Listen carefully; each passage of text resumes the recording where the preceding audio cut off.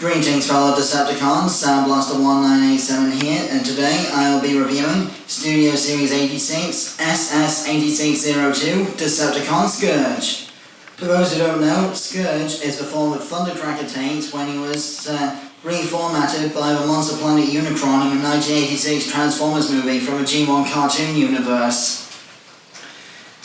So, as you can see here, Scourge is a big blue space boat thing of some description. I'll never understand exactly what kind of vehicle mode this is meant to be, but still.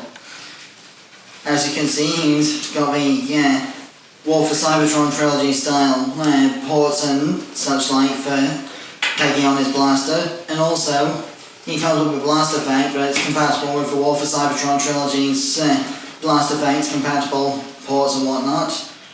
And this can be plugged into multiple locations on Scourge's vehicle and robot modes, including these lasers here, and at the back of the thrusters, and into these holes on the backs of what will eventually become the bottoms of the feet for propulsion and whatnot. He only comes with one of those, and he's going to be a bit lopsided zooming around with just one of those sticking out of his thruster port. For size comparison, I don't have a G1 Thundercracker available, but what I do have is the Cybertron Deluxe Thundercracker for comparison between the fighter jet and the space boat forms of the character. Just a quick aerial comparison. Thundercracker's wingspan is a little bit wider than Scourge, but they're more or less the same size in terms of their bulk. And here are Scourge and Cyclonus together, or Thundercracker and Skywarp as they were back in G1. At least they kept some of the colours the same. Scourge is blue, Cyclonus is purple and whatnot. I haven't got Galvatron yet because I'm waiting for the Legacy release with less battle damage and more shoulder joint protection. But, as a quick demonstration, Scourge's blast effects also work on Cyclonus' gun. So now, I finally have some blast effects I can use in my War for Cybertron reviews. Link in the description below for the Cyclonus review.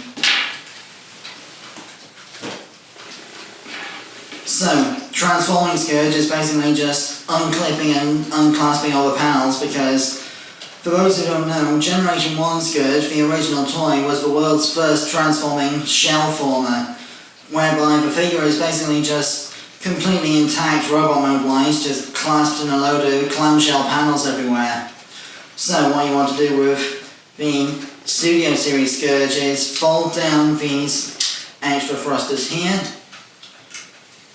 open out these wings like so, split the nose like so, and start disconnecting all the panels.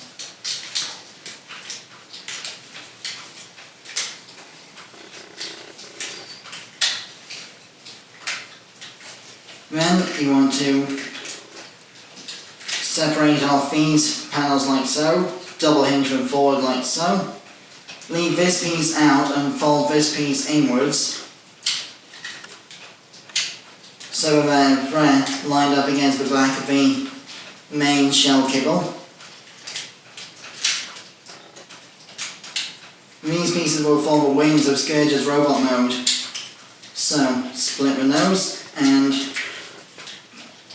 double joint the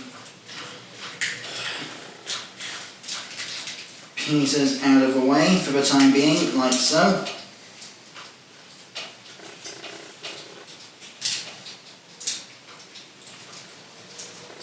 Next, untab this panel from the back, like so. Split the legs, disconnect the arms from the legs, bring the shoulders up and peg them into place, bring the arms down.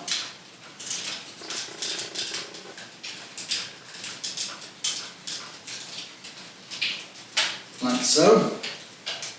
Then, for the head panels and whatnot, what you need to do is bring this piece up, bring that piece down, fold the piece that was covering the head inwards, much like the bat muzzle of RID 2001 Megatron's figure.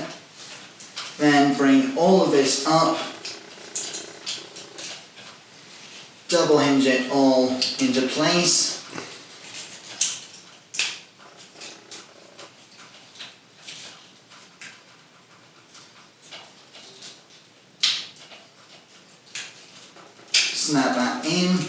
fold this piece down onto the back and bring that down.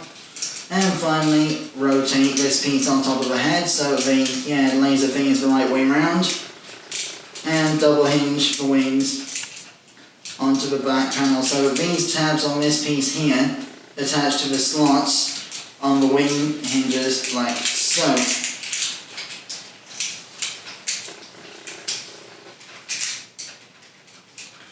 And here we have SS86 Scourge in robot mode. Just flip out the feet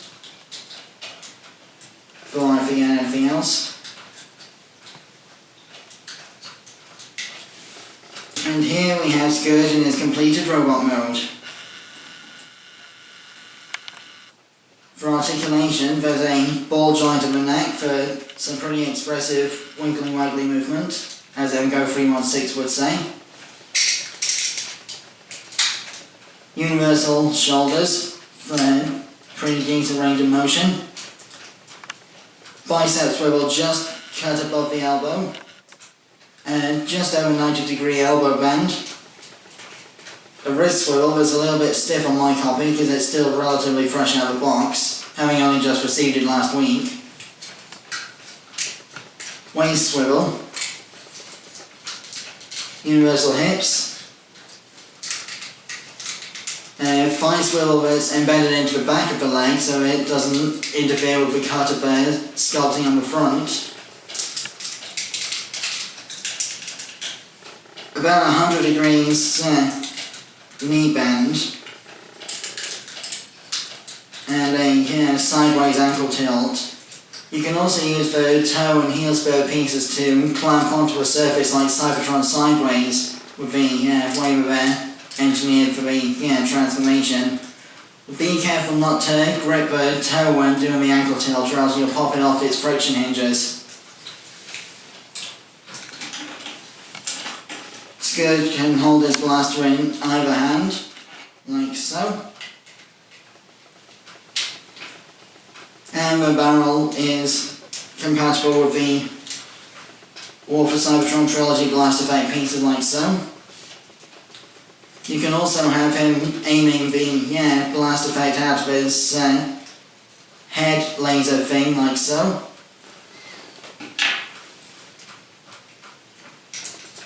He also has a gesturing hand with the sculpting of the fingers on this hand as well.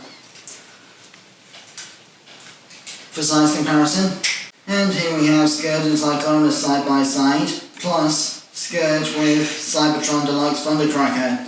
Like I said at the start of this video, this is the only version of Thundercracker I've got that I can compare with Scourge right now. I'll review the Earthrise Thundercracker and Skywalk 2-pack eventually, and then compare both of those with Scourge and Cyclonus.